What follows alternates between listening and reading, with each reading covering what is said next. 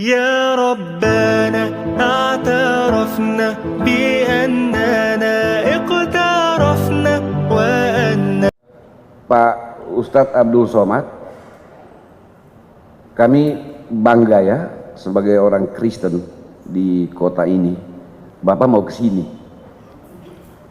Bapak datang di kota yang memiliki rekam jejak sosial sangat buruk. Di saat usia kami masih sangat muda, tahun 99 seperti yang tadi dijelaskan Pak Wakil Wali Kota. Sebab bagi kami, kedatangan tokoh-tokoh agama yang karismatik seperti Pak Abdul Somad, kami yakini selalu saja mendatangkan pencerahan bagi masyarakat di kota Ambon. Pak Abdul Somad ini bagi orang Kristen bukan barang baru ya Pak. Kami sering dengar, bahkan di kalangan Kristen ada orang-orang Kristen yang sedikit, yang agak nyinyir mendengar ceramah-ceramah Pak Abdul Somad. Itu wajar Pak, karena memang setiap agama pasti saja ada kelompok-kelompok yang fundamental, ada kelompok-kelompok yang betul-betul memagari agamanya sedemikian rupa sehingga tidak boleh diganggu. Waktu kami diundang hadir oleh Pak Wakil Wali Kota untuk membicarakan kedatangan Pak Abdul Somad, bagi kami itu sesuatu yang menguntungkan, sehingga kami berharap pelaksana Pak Rifki, kalau Pak Abdul Somad bikin ceramah atau dakwah tolong disiarkan juga streaming, karena pasti orang-orang Kristen di Ambon ingin dengar. Ada kebaikan-kebaikan yang selalu muncul dalam ceramah-ceramah Pak Abdul Somad, dan kebaikan-kebaikan itu selalu bersifat universal, melintasi batas-batas kehidupan yang dipagari karena agama. Kebaikan itu pada dirinya sendiri tidak bisa dibendung oleh agama. Bahkan agama yang seringkali mengeluarkan kebaikan-kebaikan berdasarkan ajarannya itu. Oleh Ustadz Abdul Somad. Kepada Bapak Ustadz Abdul Somad, disilakan.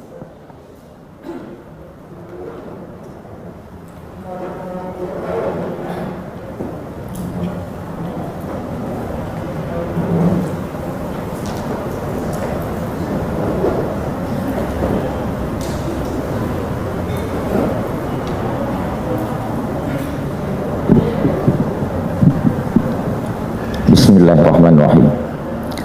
Assalamualaikum warahmatullahi wabarakatuh. Assalam bahasa Arabnya keselamatan. Alaikum untuk kamu. Wa dan rahmatullah, rahmat Tuhan, rahmat Allah. Wa dan barakatuh, berkah-berkah dari Tuhan. Berkah artinya lebih dari yang semestinya. Semestinya bangunan itu tahannya menurut arsitek 100 tahun. Tapi karena dijaga, dipelihara, direhab lebih dari semestinya, maka disebut dengan berkah. Kita selalu gaji, umur, ilmu, hidup ingin berkah. Makanya selalu orang mengatakan hidup ini yang kita cari berkahnya. Bahasa Arabnya salam. Orang Ibrani yang masih satu akar kata dengan bangsa Semit. Nabi Nuh punya anak 3 orang. Satu namanya Sam, satu namanya Ham, satu namanya Yafes. Sam itu pecahannya adalah Arab dan Ibrani. Orang Arab menyebut salam, assalamualaikum. Orang Ibrani menyebut shalom. Lalu kemudian ketika sampai ke tempat kita menjadi selamat. Makanya disebut selamat siang, karena kebetulan acaranya dibuat siang. Salam sejahtera, tambahan, kombinasi, modifikasi dari bahasa Arab dan bahasa Indonesia. Ada salamnya, ada sejahtera. Istilah-istilah yang lain tidak saya sebutkan karena takut silap dan salah. Karena acara ini direkam, di-streamingkan. Takutnya kerukunannya tidak tercapai, malah silapnya yang viral. 3 jam perjalanan. Tadi malam kami bertolak jam 2 dari Jakarta. Kemudian saya lihat matahari sudah mulai terbit, kami pun sampai ke Pattimura Airport.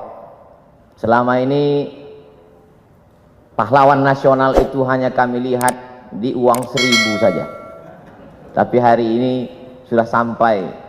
Sebagai bukti kami ambillah foto berlatar belakang background Pattimura Airport. Lalu kemudian disambut oleh Habib. Habib diambil dari kata hub. Hub artinya cinta. Habib orang yang kami cinta. Karena kakeknya Muhammad SAW kami sangat cinta. Maka cucu-cucunya yang mengalir darah itu pada mereka, kami juga cinta kepada mereka. Kami sebut mereka dengan Habib. Kalau perempuan Habibah. Tapi jarang itu kami panggil karena nanti banyak orang yang marah, terutama suaminya. Lalu kemudian saya pun melihat di perjalanan ada tulisan besar sekali, "Welcome to the city of music." Barulah saya paham kenapa orang-orang Ambon ini banyak jadi penyanyi di Jakarta, karena mereka berasal dari kota musik. Bahkan tadi begitu sampai ke atas ini pun kami disambut dengan musik. Lalu ada tulisan besar juga saya baca, Ambon Manise. Alhamdulillah makanannya sudah saya cicipi, manis. Wajah orangnya agak terhalang karena masker ini. Tapi insya Allah dari wajah beberapa tokoh kita menilai ada keramahan, ada kesenangan untuk menyambut tamu sebagaimana yang disampaikan oleh Pak Pendeta Ricardo, kemudian Bapak Pastor mewakili uskup, lalu kemudian tokoh-tokoh lintas agama. Sampai akhirnya saya pun sampai ke majelis ini bertemu dengan Bapak Wakil Wali Kota yang kabarnya sudah mendapat beberapa telepon. Ada kemarahan kenapa Ustadz Abdul Somad tidak dibuat ceramah tablik akbar di Tanah Lapang. Saya melalui forum mimbar ini menyampaikan dimanapun saya tausiah hari ini tidak bisa dibuat di Tanah Lapang karena memang suasana kita sedang COVID. Tidak bisa kita mengumpulkan orang ramai. Di hotel pun paling banyak hanya 150 sampai 300 orang. Kalaulah tadi direkam itu kamera dari awal sampai akhir, bagaimana panitia ini betul-betul menjaga prokes kita. Saya di beberapa banyak tempat selama setahun dari Maret 2020 sampai 2021 ini, rasanya yang paling tertib melaksanakan prokes ini di Ambon inilah. Itu Ustadz ngomong begitu karena di Ambon atau bagaimana? Memang saya bisa tanya kepada tim. Karena di Ambon inilah sampai yang mikrofonnya pun ganti masker dah berapa kali. Saya yakin itu virus COVID tidak sampai ke atas ini. Mereka di bawah melihat, tak usahlah kita naik, cepat kita mati kata dia. Alhamdulillah bertemu dengan Pak Wakil Wali Kota. Bapak Wali Kota tidak bisa hadir karena sedang ada kegiatan di Jakarta. Ini perlu saya sampaikan supaya jangan ada fitnah di antara kita. Lalu kemudian bertemu pula dengan Bapak Kapolresta Ambon. Saya pikir sudah 3 jam perjalanan naik pesawat itu akan bertemu orang jauh. Ternyata orang sekampung juga dari Sumatera Utara. Lalu kemudian sangat membahagiakan berjumpa dengan para alim ulama, Ketua Majelis Ulama Indonesia, Ketua Majelis Ulama Indonesia Provinsi Maluku dan Kota Ambon. Tokoh-tokoh, orang-orang tua yang tak dapat saya sebutkan satu persatu, insya Allah semuanya selalu mendapat keberkahan hidup. Saya ingin supaya kawan-kawan sahabat-sahabat yang dari portal berita maupun koran media cetak, tolong ditulis berita ini betul-betul bahwa Abdul Somad beramah tamah dengan tokoh lintas agama. Jangan besok keluar lomba ceramah lintas agama. Ada sebuah kampung di Pulau Sumatera, tepatnya di Provinsi Sumatera Utara. Kampung itu bernama Silau Laut, bisa ditulis di Google, Silau Laut. Dia disebut laut karena memang di tepi laut, cuman tidaklah seindah Laut Ambon. Lalu kemudian kampung itu dibuka pada tahun 1901, jadi umurnya 120 tahun. Yang membuka kampung itu kebetulan kakek dari ibu saya, namanya Syekh Abdurrahman. Ketika dia pulang dari Makkah belajar, dia dipanggil oleh Sultan Asahan, namanya Tengku Muhammad Adil. Wahai tokoh agama Syekh Abdurrahman, aku beri engkau tanah di tepi laut itu, ambillah untuk bercocok tanam. Akhirnya kampung itu sekarang menjadi 3 kecamatan. Salahnya kakek kami itu dulu tidak mengurus tanah itu ke BPN. Kalau diurus saya udah kaya sekali sekarang. Lalu kemudian berdatanganlah para pendatang dari suku Jawa, kemudian Mandailing, dan sebagiannya saudara-saudara kita dari Batak Toba yang umumnya mereka Kristen. Akhirnya sekarang kalau mau ke kampung itu melewati satu kampung yang dihuni oleh Kristen, nama kampungnya Barisan. Kami bertetangga cukup lama, sejak saya lahir 1977. Jarang saya menyebutkan tahun kelahiran saya karena banyak yang tak percaya, disangka mereka saya masih 23 tahun. Sejak kelahiran saya sampai sekarang 43 tahun tidak pernah ada konflik. Yang Muslim, Melayu, Jawa, Banjar, ada kampung Banjar, dan kemudian yang Kristen mayoritasnya dari suku Batak Toba. Kami bertetangga, bersahabat, berkawan. Masih ingat terbayang di benak saya Pak Manurung, orang Batak Kristen yang datang ke kampung kami mengambil nira. Kami meminum nira, mereka merubah nira itu menjadi tuak, minum khas mereka. Lalu kemudian kalau orang kami memanen padi, padi itu dibawa ke kilang padi. Kilang padi itu biasanya ada di tempat suku Batak Kristen. Begitulah interaksi sosial kami. Karena memang diajarkan, wala ana abidum ma'abattum, aku tak menyembah Tuhan yang kau sembah, wala antum abiduna ma'abud, kamu pun tidak menyembah yang kami sembah, lakum dinukum waliyadin.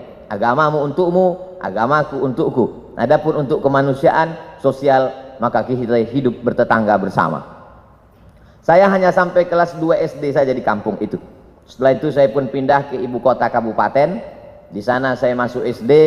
Di SD itu ada 2 orang yang berbeda wajahnya dengan kami. Kulitnya putih. Dulu kami menyebutnya Cina. Sekarang tak boleh sebut Cina, Tionghoa. Satu laki-laki, satu perempuan. Agamanya Buddha dan Konghucu. Kami berteman, bersahabat, satu kelompok. Waktu itu kita di kelas tidak berbaris, tapi berkelompok. Nama belajar masa itu CBSA, cara belajar siswa aktif. Yang tahu berarti sudah tua. Kami datang berkelompok, kadang-kadang dia ke rumah kami, kadang-kadang kami ke rumah dia. Lalu kemudian beberapa tahun yang lalu saya buat reuni pertemuan SD. Jumpa lagi teman saya yang Tionghoa itu namanya Akyong. Saya lihat Akyong pakai peci. Saya berbisik ke kawan saya, itu si Akyong masuk Islam? Tidak. Kenapa dia pakai peci? Untuk menghormati kau. Begitulah kami bersahabat. Tamat SD tahun 1990 saya pindah ke Medan.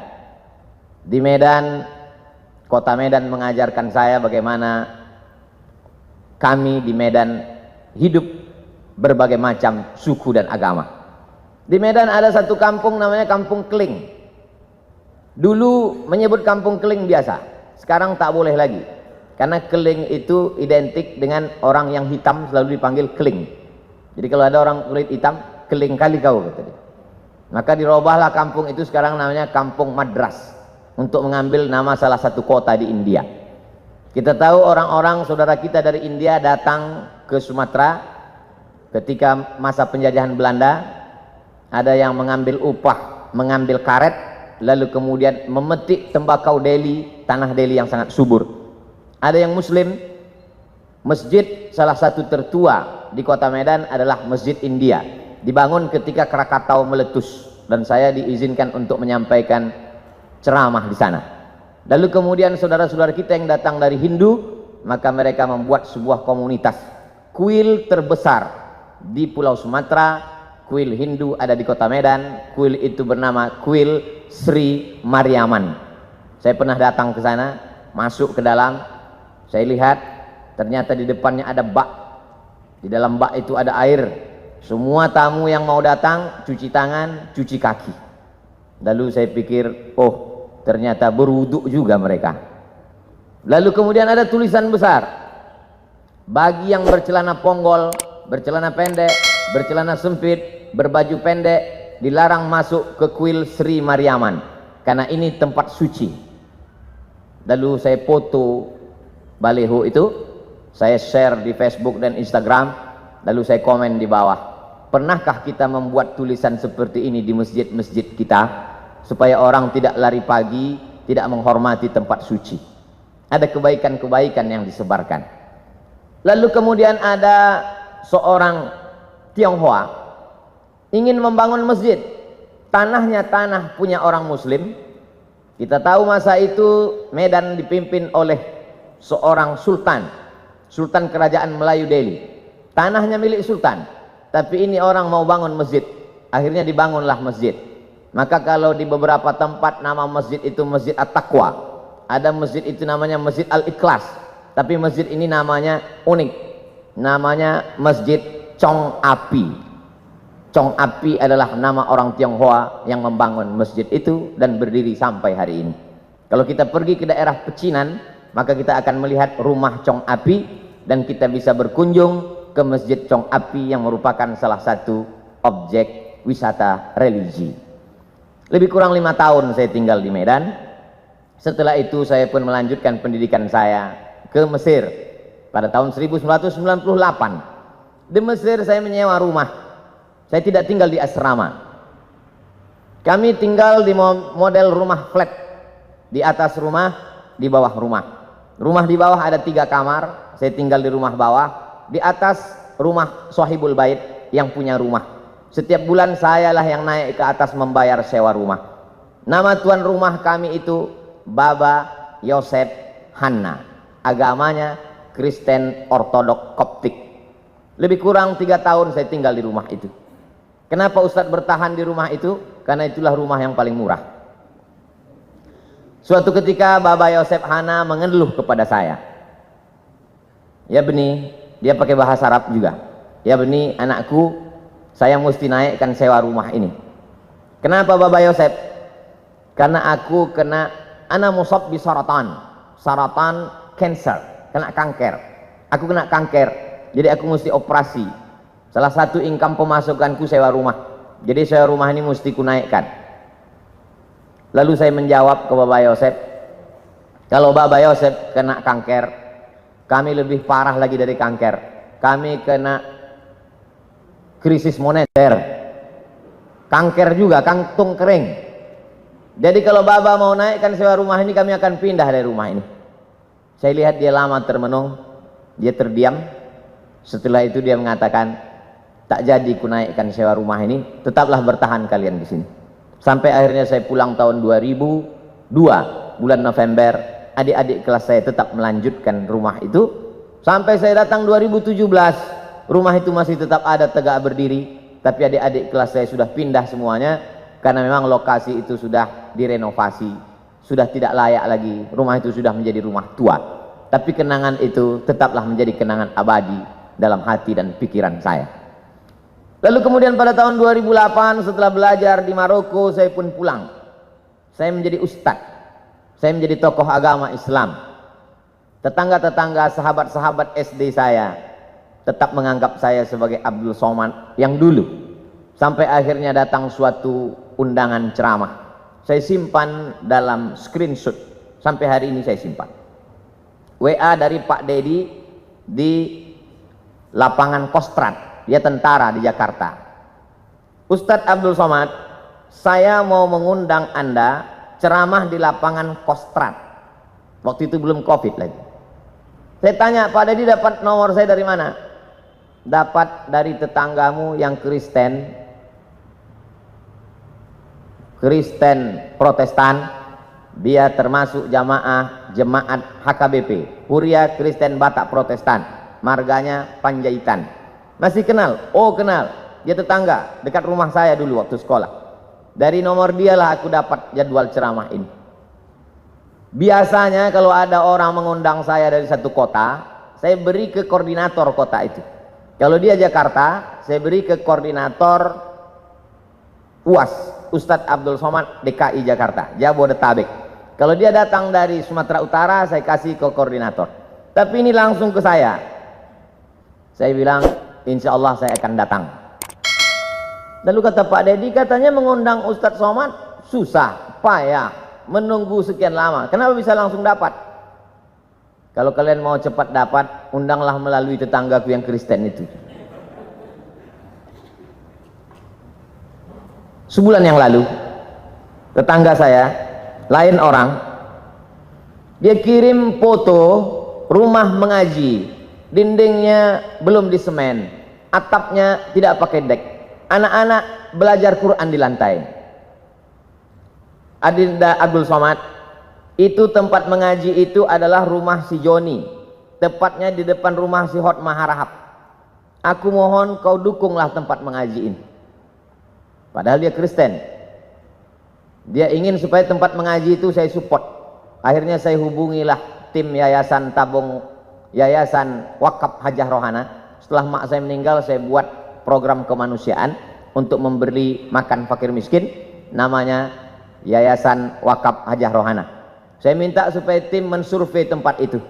Akhirnya tempat itu disurvei, berapa lantai yang perlu diperbaiki, berapa harga semen untuk menutup dinding, berapa tikar plastik dan meja, berapa lampu yang mesti diganti dan lain sebagainya. Akhirnya guru-guru mengaji mengucapkan terima kasih. Terima kasih Ustadz. Dari mana Ustadz dapat info dari kami? Dari tetanggaku yang dulu masa kecil sahabatku. Rupanya dia tak sampai hati kali melihat kalian mengaji di lantai. Akhirnya dia WA saya, dan hari ini tetap terjalin. Saya bukan ingin membanding-bandingkan kampung saya dengan Ambon. Tentu tidak bisa mengimbangi yang 100 tahun menurut pakar internasional memperbaiki psikologis orang Ambon perlu 100 tahun, tapi di Ambon cukup hanya 10 tahun sudah selesai. Ini keberkahan. Jadi kedatangan saya kemari adalah untuk mengunjungi saudara-saudara saya sebangsa dan setanah air. Adapun ceramah saya di masjid, di kantor, semuanya direkam melalui kamera, dan kalau signal di hotel, di masjid itu kuat, memang biasanya di streamingkan. Pak Ricardo, Pak Pendeta Ricardo, Bapak Perwakilan Uskup, dari tokoh lintas agama Hindu, Parisada Hindu Dharma Indonesia, maka semua ceramah saya itu di streamingkan. Begitu juga dengan yang nanti malam insya Allah. Sampaikan kepada jemaat, sampaikan kepada umat bahwa ceramah Abdul Somad streaming bisa ditonton melalui channel Ustadz Abdul Somad Official. Jangan lupa subscribe, like, and share. Sekarang subscribernya 1.700.000. Viewernya sampai hari ini 91 juta orang sudah menonton video-video itu. Dan dari 91 juta itu saya yakin dan percaya ada jemaat Pak Pendeta, ada jemaat Uskup, ada jemaat Hindu Dharma, Parisada Hindu Dharma, ada jemaat saudara-saudara saya dari kalangan Buddha. Dari mana Ustadz tahu? Saya tahu itu karena setiap kali saya pergi ke mall, saya pergi ke rumah makan, dan ketika makan masker saya buka, mereka tahu itu saya, maka makan saya terganggu karena mereka minta foto. Lalu kemudian uang hasil dari penonton 91 juta itu, hasilnya ditransfer ke nomor admin, dibelikan ke beras untuk program kemanusiaan. Setiap bulan kami membagi beras untuk saudara-saudara kita yang kurang beruntung dalam hal rezeki, tapi mungkin mereka beruntung dalam kebahagiaan hati. Kita ingin berbagi sesuatu supaya mereka juga berbagi doa kepada kita. Saya kira itu saja yang dapat saya sampaikan. Saya tidak ceramah, saya tidak tausiah, saya hanya ingin berbagi cerita tentang Abdul Somad yang ada di medsos dengan Abdul Somad yang asli dan nyata. Karena medsos ini rakyatnya tidak jelas, netizen. Kata orang, sekejam-kejamnya ibu tiri, lebih kejam lagi netizen. Banyak ketika kita bertemu dengan orang di medsos berbeda dengan ketika ketemu dalam kenyataan. Dan itu fakta. Ketika jamaah bertanya, bercerita ke saya, Saya sudah lama melihat Ustadz di YouTube, di televisi, baru ini berjumpa, ternyata lebih muda dari aslinya. Bertemu itu penting. Pernah kamu kenal si Anu? Pernah. Pernah berjumpa dengan dia? Belum. Berarti kamu belum kenal. Pernah kamu kenal dengan si Anu? Pernah. Pernah kamu duduk makan bersama dengan dia? Belum. Berarti kamu belum kenal. Hari ini kita bertemu, hari ini kita bersama, tinggal lagi makan. Ini semakin lama kata sambutan ini, maka semakin banyak dosa saya karena menahan nafsu makan. Saya ucapkan banyak terima kasih. Banyak kata-kata tidak berkenan di hati, menyinggung perasaan. Saya Abdul Somad, warga negara Indonesia, sama-sama manusia, sama-sama mencintai NKRI. Mohon maaf atas segala kesilapan. Terima kasih atas segala perhatian. Wassalamualaikum warahmatullahi wabarakatuh.